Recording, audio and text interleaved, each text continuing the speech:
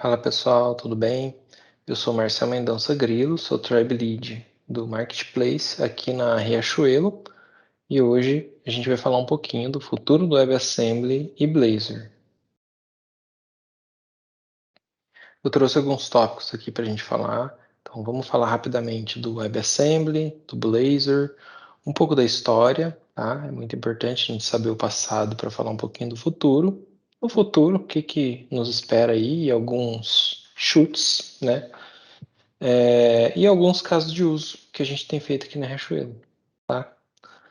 Vamos lá. A primeira definição que eu trago aqui, né, é a definição do WebAssembly, que você pode encontrar lá em webassembly.org. Então, ele é um formato, né, de instrução binária para uma máquina virtual baseada em pilha, a Stack-Based VM, né? O interessante do WebAssembly é que ele ainda também provê para a gente um alvo de compilação para diversas outras linguagens.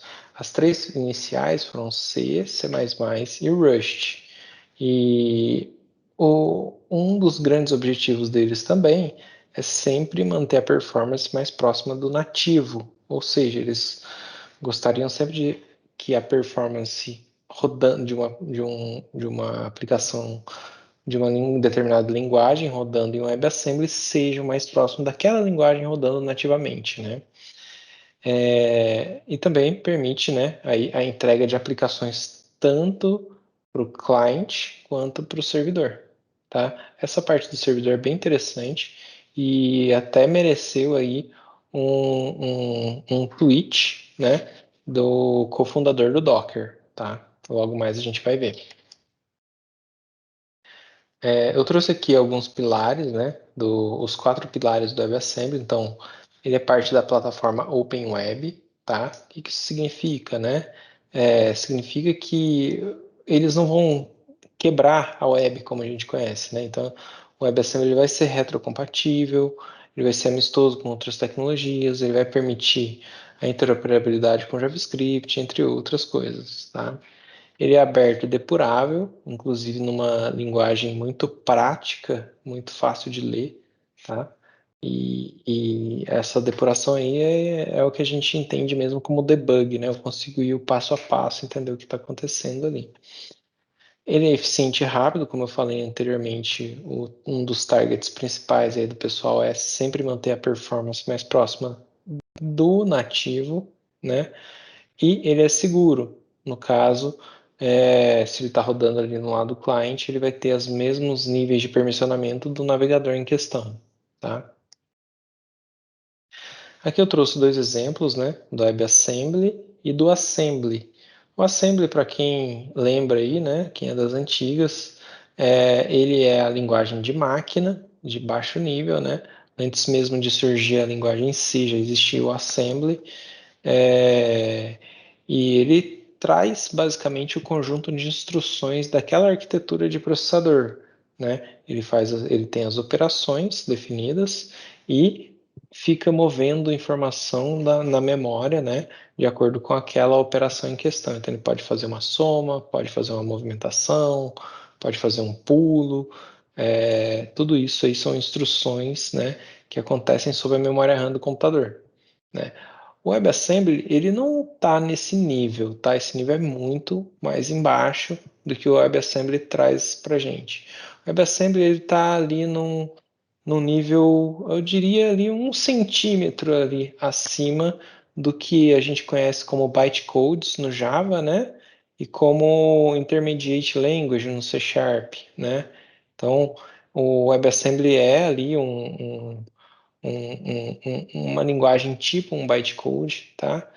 E a gente pode ver aqui no exemplo que ele é muito fácil de ler, né? Ele é muito intuitivo, vamos dizer assim. Então aqui eu trouxe o exemplo da função de adição, que ela está recebendo 2 parâmetros, a linha 4, e vai ter como saída um outro valor. Então ficou muito simples de ler, tá bom, pessoal? Esse é a cara aí de um WebAssembly pronto para a gente depurar, né?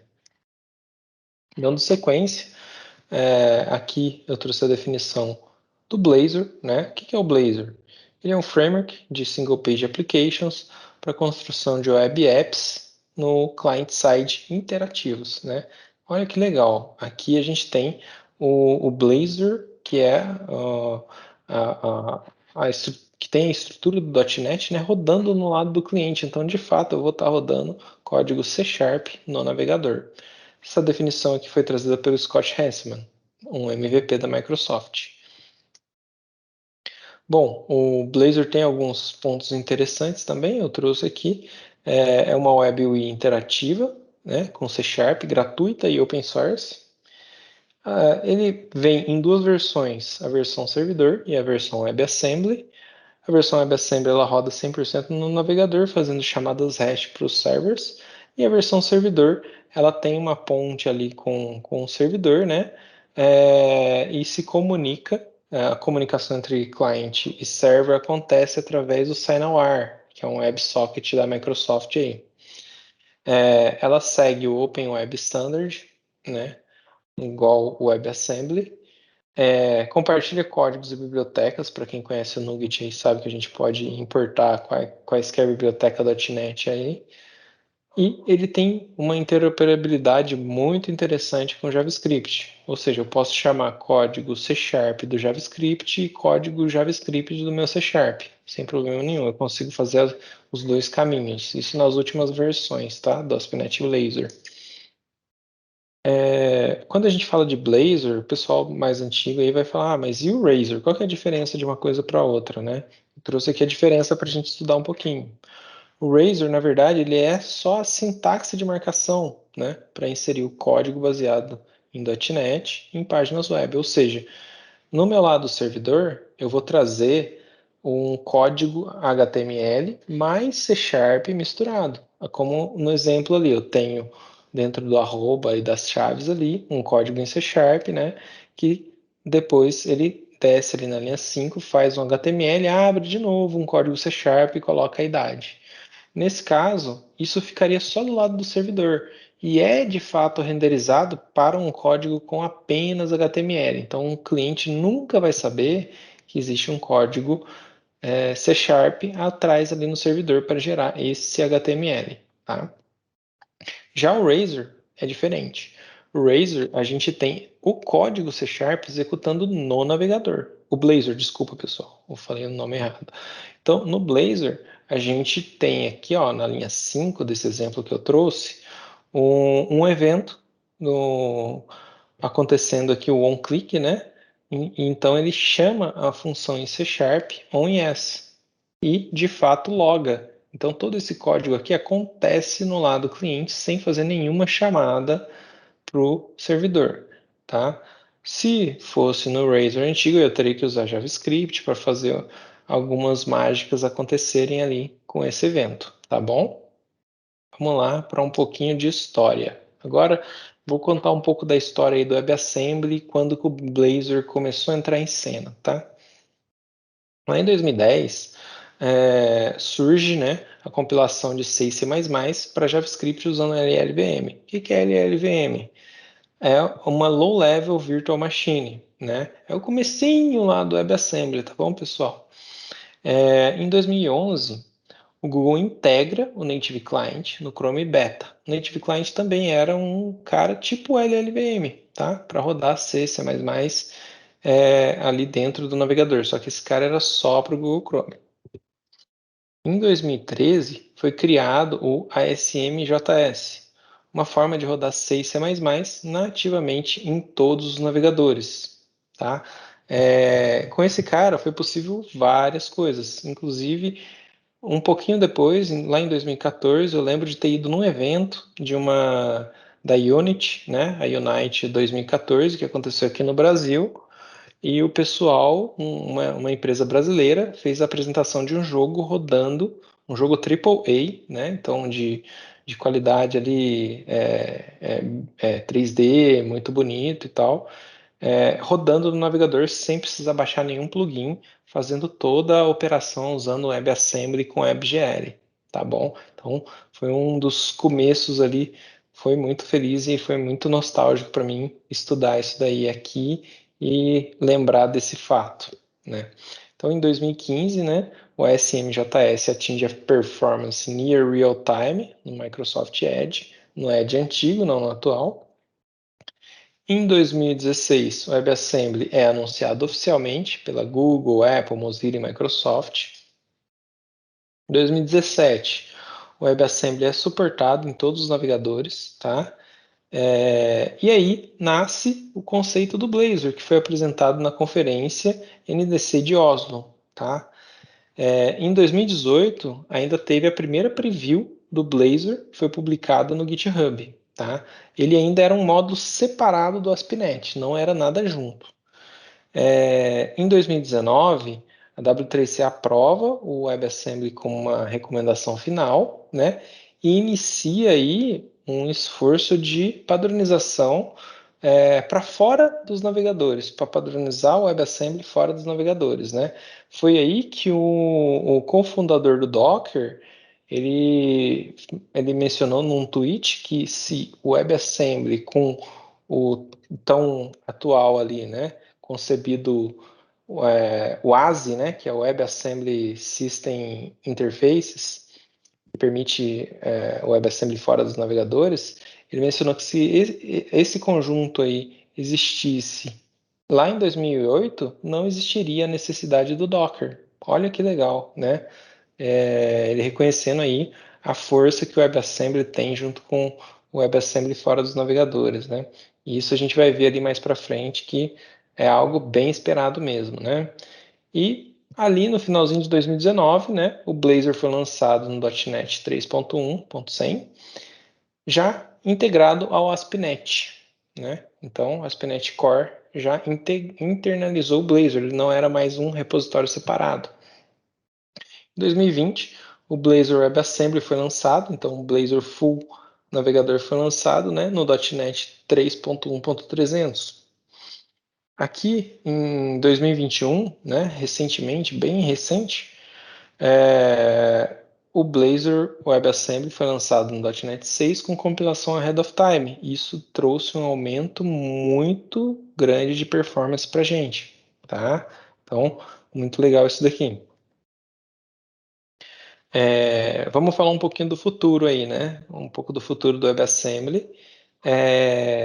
Esse artigo que eu trouxe aqui da referência, ele traz várias visões, né? A primeira são das linguagens desejadas ali, né? Qual linguagem quer usar bastante o WebAssembly?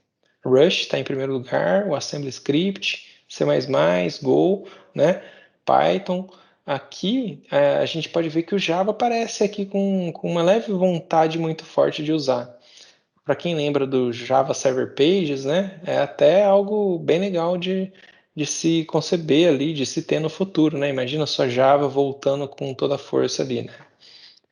Bom, vamos lá. E o impacto do WebAssembly no futuro de toda a tecnologia, né? Então, todos os escopos aí, né? No web, com certeza vai ser muito alto, que o pessoal está prevendo, né? Depois vem serverless, games, que já estava acontecendo lá no passado, igual eu comentei com vocês, né? Inclusive, só para deixar registrado aqui, o nome do jogo era o Ballistic, tá? Eu não lembro o nome da empresa, mas o jogo chamava-se Ballistic, era tipo um Counter-Strike, bem bonito. E a gente pode ver aqui também que no final da fila tem inteligência artificial. Poxa, muito legal ver tópicos assim que parecem ser muito distantes aí, né? Entrando aqui também. Bom, vamos lá então. Quais são as features, né? Propostas aí para o futuro ou mais esperadas, né? A parte de gestão de threads, né? É muito importante isso daqui, né? Para o futuro de qualquer componente que venha trazer aí essa ideia de uma virtualização, né? O ASI, que é o que eu falei lá, o WebAssembly System Interfaces, né? Que ele vai prover toda essa externalização do WebAssembly para fora do navegador, né? Entre outros aqui que são muitas funcionalidades ali voltadas a, de fato, a trazer essa qualidade para o WebAssembly no que tange ali uma VM completa, né? Um conjunto de instruções, um garbage collector, né? Então, Isso tudo aqui, não querendo desprezar essas outras features aqui para trás, mas elas também têm a sua importância aí no futuro do WebAssembly, mas eu gostaria de ver muito essas duas primeiras aqui acontecendo, né? Que vai ser as mais impactantes aí, vão ser, né? Bom, e aí a minha aposta, né? Fica aí no ASI, por mais que as threads estão no começo ali, estão em primeiro lugar, eu aposto aí que o WebAssembly System Interfaces vai ser um grande divisor de águas aí para gente, né? Já que houve esse tweet aí do Solomon Hykes, que se o WebAssembly com um WebAssembly System Interface existisse em 2008, né? Nós de fato não precisaríamos ter criado o Docker. Olha que legal, e um comentário aí da Lynn Clark, né? Deixei todos os links aqui, tá, pessoal? Vocês podem acessar depois, fica bem fácil aí para vocês entenderem toda a história, tá? Bom, um pouco do futuro do Blazor, tá? A Microsoft ela vem com uma vibe de unificar tudo, né? O .NET 6 trouxe uma visão unificada de muitas coisas que estavam separadas, o Mono, .NET Standard, tudo isso juntou numa coisa só. Tá muito legal, teve um aumento de performance muito bom, né? E eu acho que a tendência aí junto do Blazor é de unificar mais ainda com todas as outras propostas que tem aí dentro do .NET, tá? Outro aspecto também ali, né, aí entrando um pouco mais em arquitetura, é a possibilidade de fato de termos novas arquiteturas aí rolando, tá? Não só com o Blazor, mas com outras tecnologias também no futuro. Mas focando aqui no Blazor, eu trouxe um artigo muito legal, onde foi implementado uma arquitetura de micro front-end usando o Blazor.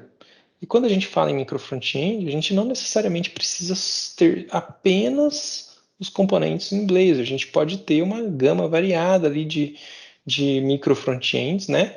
Então, olha só aí as portas se abrindo aí para novas tecnologias, novas formas de montar aí os nossos quebra-cabeças, né?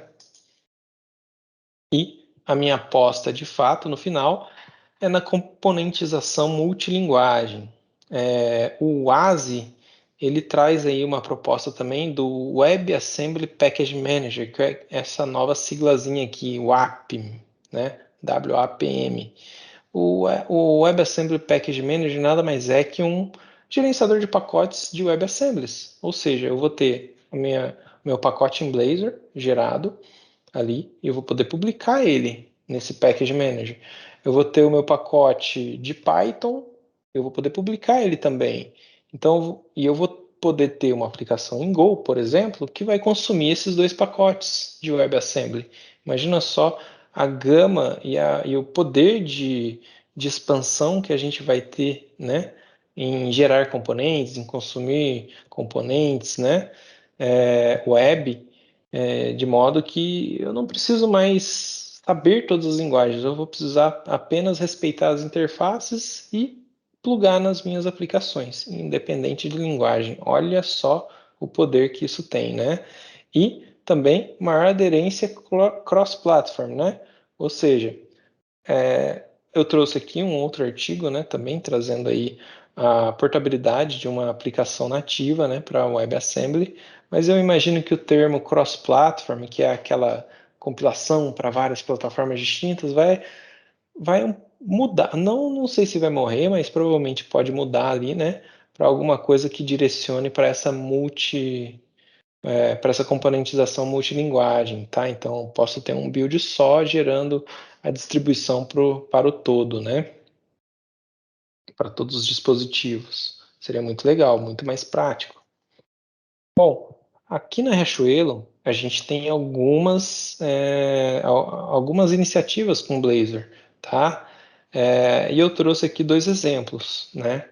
Um deles já está em ambiente produtivo, que é esse daqui, que é o módulo de integração da Nmarket. A Nmarket é um hub que tem vários sellers, tá? Um hub de e-commerce, tem vários lojistas, o seller é o lojista, né?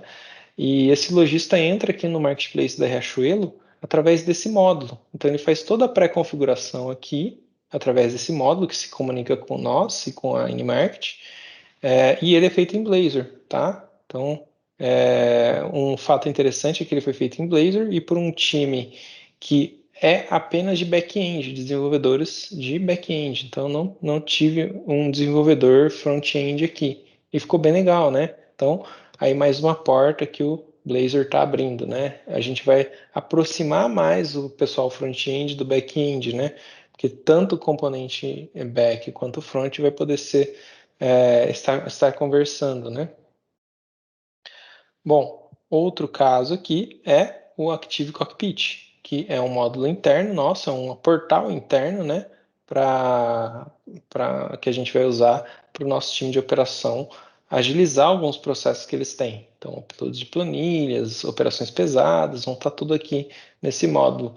Ele já tem conexão com o nosso com o nosso sistema com o nosso provedor de identidade, tá? Então a gente já se conecta aqui usando o nosso login corporativo, então está muito prático de fazer aplicações. E foi feito pelo mesmo time de desenvolvedores, tá?